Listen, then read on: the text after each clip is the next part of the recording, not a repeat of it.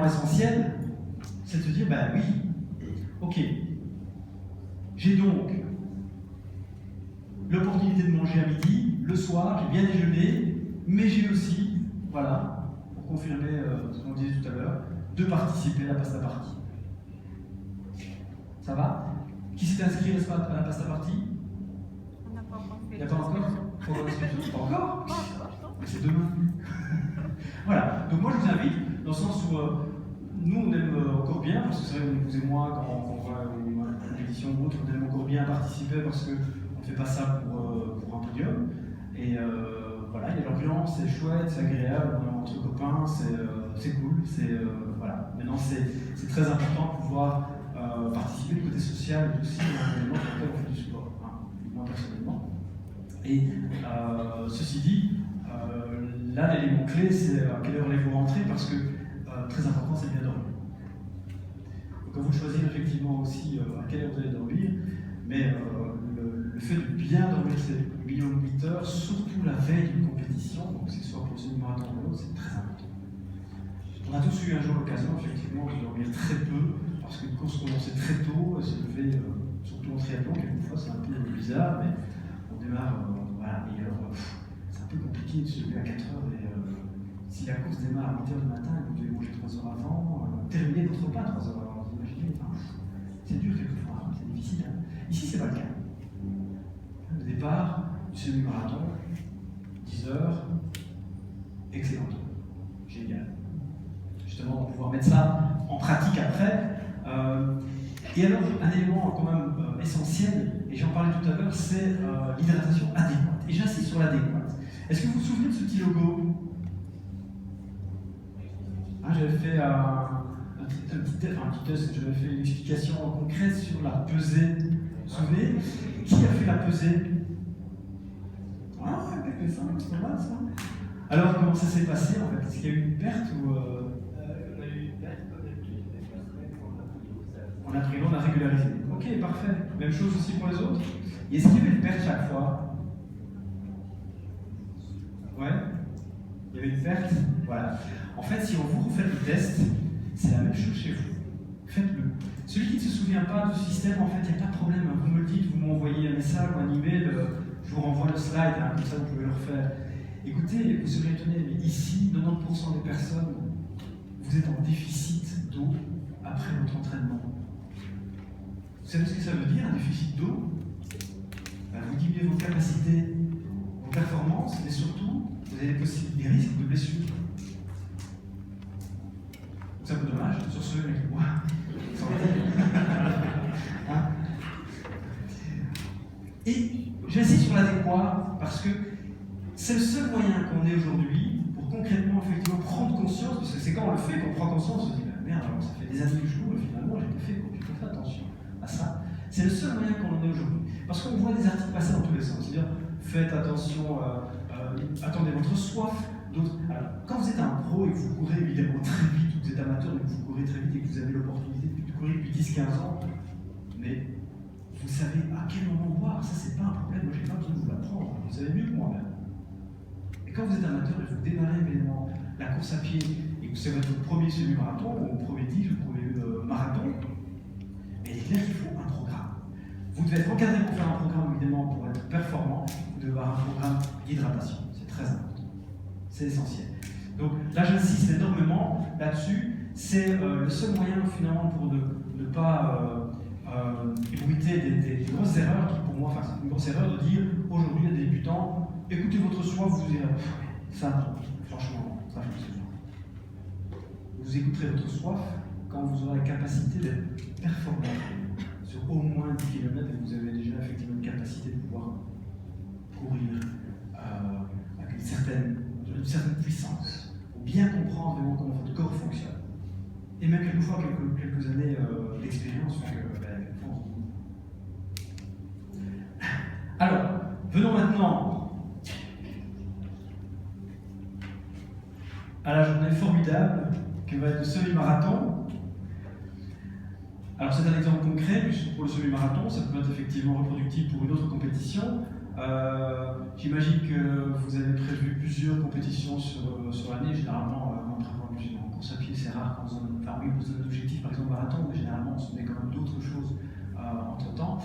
Et là, ce que vous allez faire, évidemment, la veille, certainement, c'est que vous allez préparer votre matériel.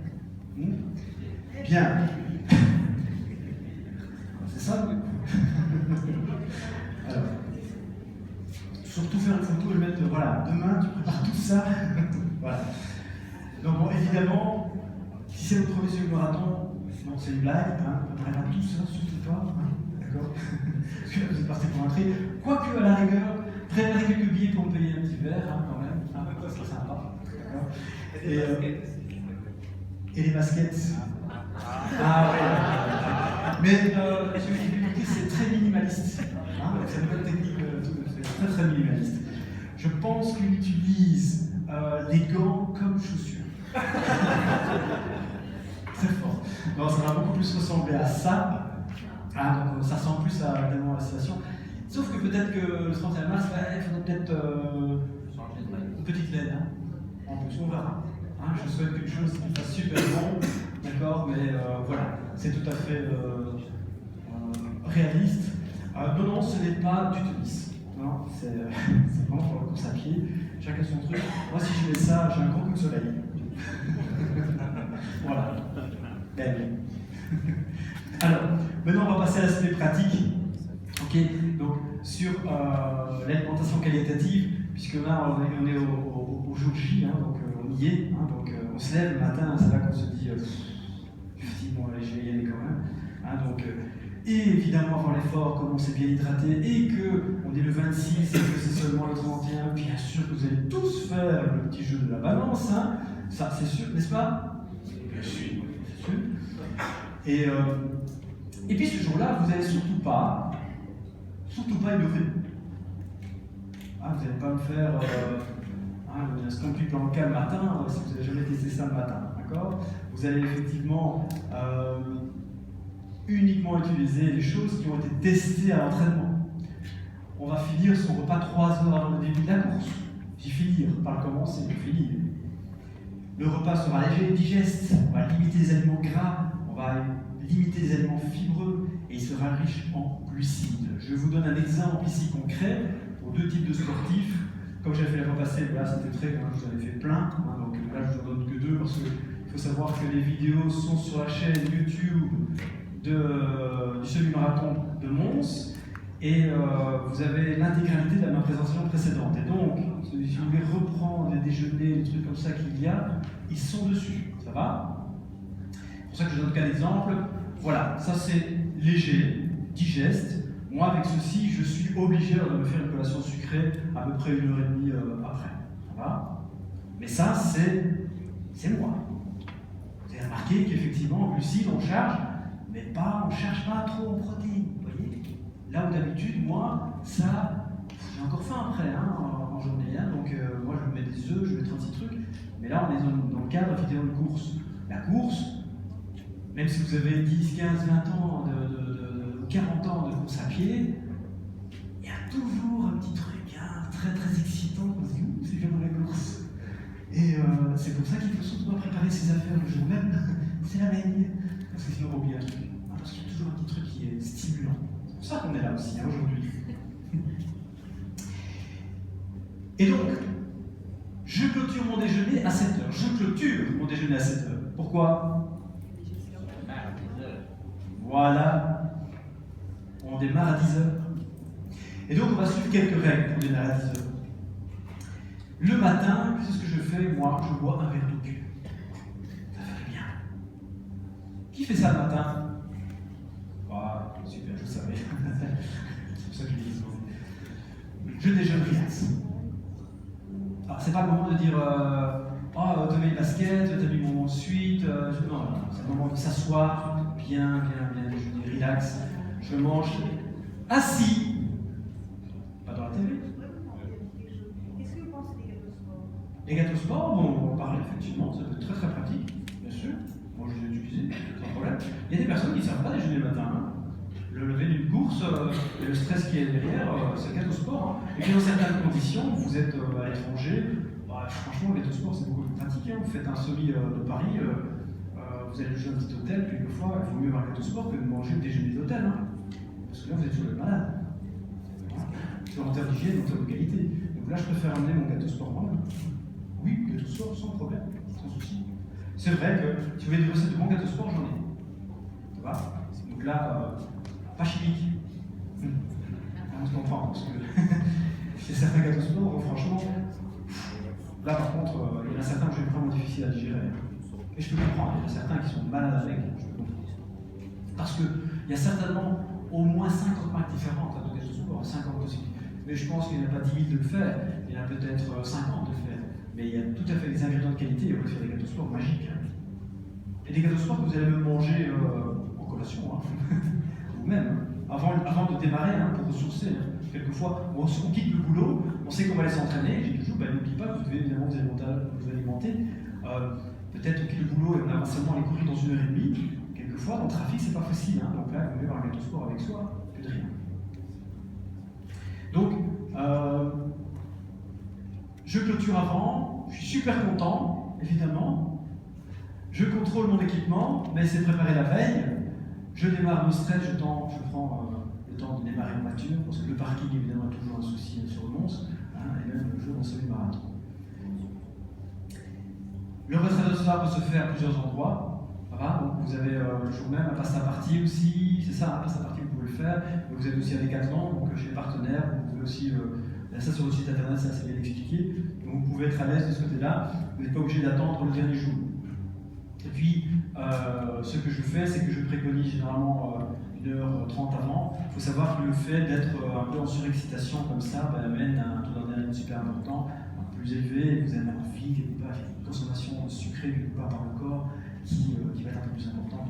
On va couvrir les besoins sucrés par une collation très digeste qui sera testée quand?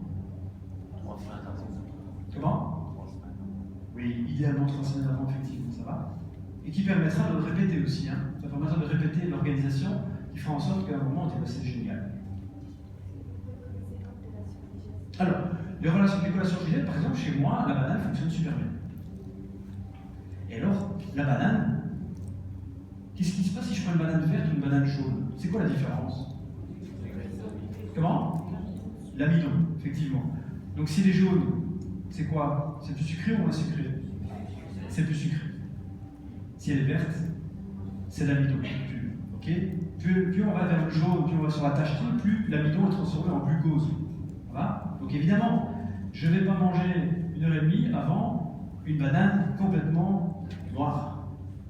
Parce que là, je vais assimiler du sucre pur, on va dire. Façon de parler, même s'il y a des fibres, petite rabotte de protéines.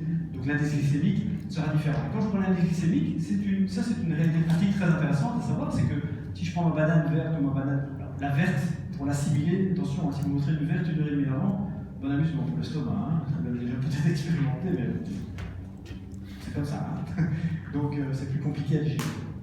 Mais si vous prenez une jaune et une bien foncée, vous avez une différence au niveau gustatif déjà, et vous aurez une différence dans l'indice glycémique aussi.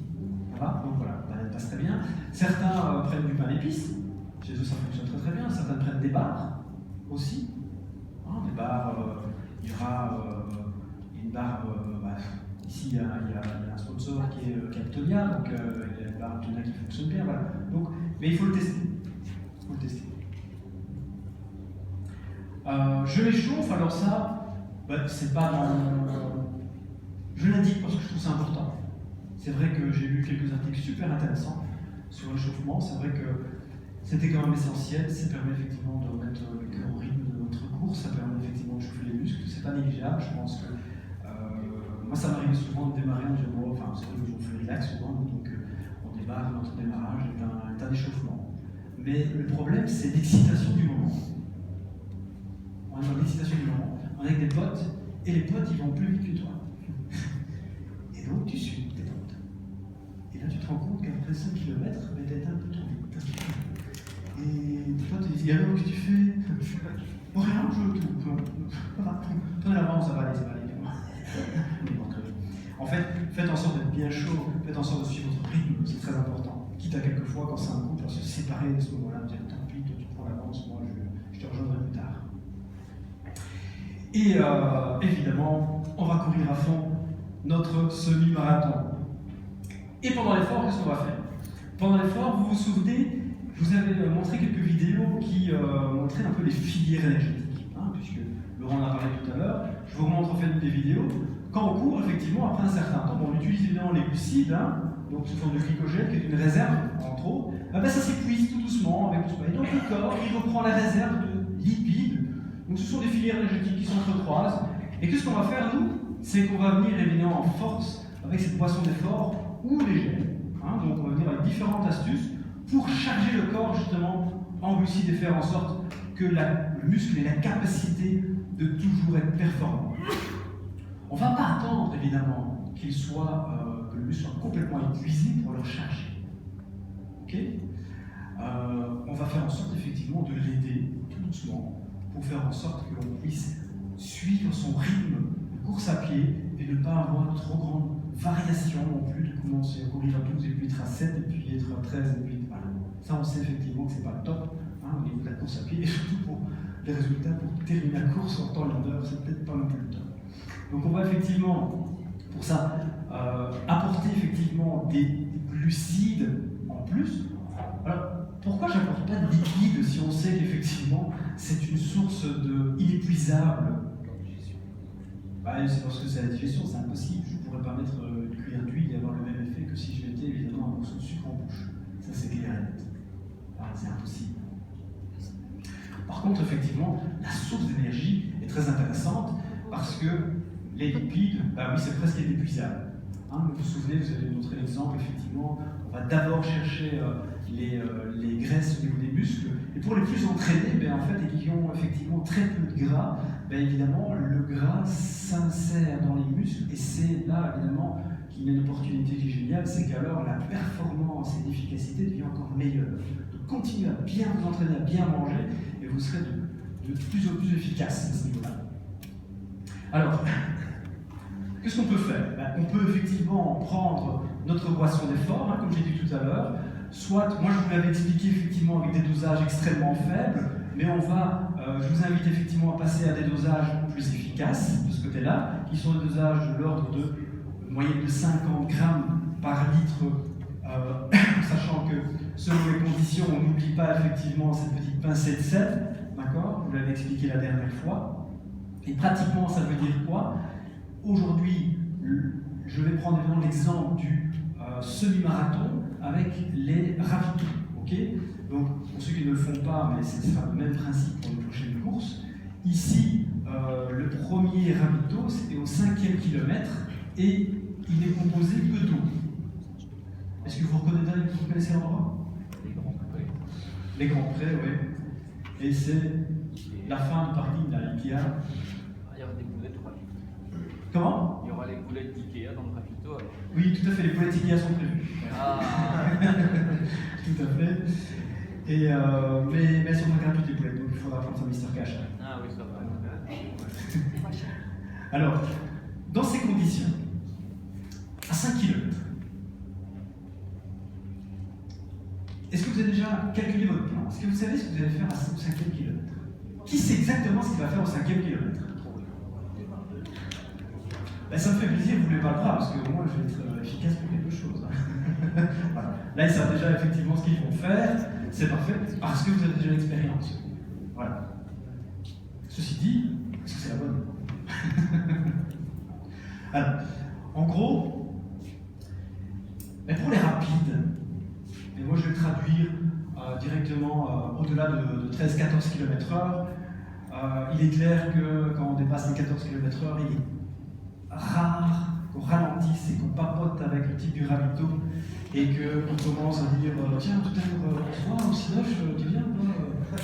Non, en général, à peine saluer, ils saluent, ils ne savent même pas qui salue, c'est pas grave, ils courent, ils sont sûrs de voir quelqu'un. Alors la question c'est, est-ce que vous vous êtes entraîné à vous hydrater? Alors, certains vont me dire, mais moi je fonce. J'ai des coureurs, au 5e, ils ne boivent pas. Est-ce que c'est une erreur?